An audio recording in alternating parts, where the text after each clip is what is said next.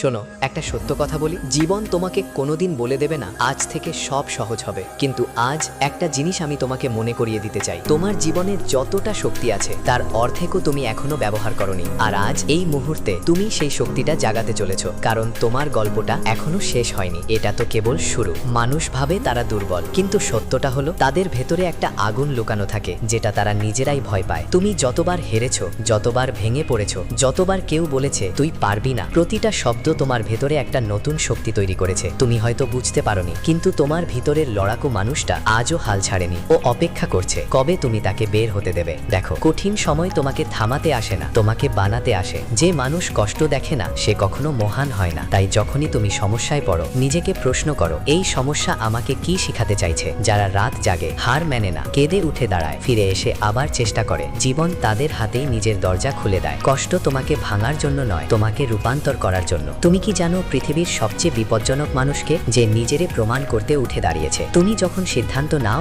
এবার আমি থামবো না, জীবনের সব বাধা তোমাকে ভয় পায়। তুমি এতটাই শক্তিশালী যে তুমি চাইলেই নিজের ভবিষ্যৎ, নিজের নাম, নিজের গল্প নতুন করে লিখে ফেলতে পারো। হ্যাঁ, তুমি বদলাতে পারো ভবিষ্যৎ, তুমি বদলাতে পারো নিজের ভাগ্য। একটা সিদ্ধান্ত, একটা শৃঙ্খলা, একটা আজকের কাজ তোমাকে সম্পূর্ণ বদলে দিতে পারে। তাই আজ, এখন, এই মুহূর্তে তুমি প্রমিস করো নিজেরে, আমি আর পিছনে ফিরবো না। কারণ তোমার স্বপ্ন তোমাকে ডাকছে, তোমার ক্ষমতা তোমাকে ঠেলছে, আর তোমার ভবিষ্যৎ তোমাকে অপেক্ষা করছে। তোমার ওপর ভরসা করা মানুষেরা আছে, আর সবচেয়ে বড় কথা, তোমার নিজেরই সময় এসে গেছে। তাই উঠে দাঁড়াও, নিজেকে বদলাও, আর পৃথিবীকে দেখিয়ে দাও তুমি হেরে যাবার মানুষ নও। আজ কিছু করো যেটা আগামী দিনের তুমি দাঁড়িয়ে করতালি দেবে, কারণ তোমার গল্প, তোমার জীবন, তোমার শক্তি এখনই শুরু হতে যাচ্ছে। এবার জীবনটা তুমি দোলাবে।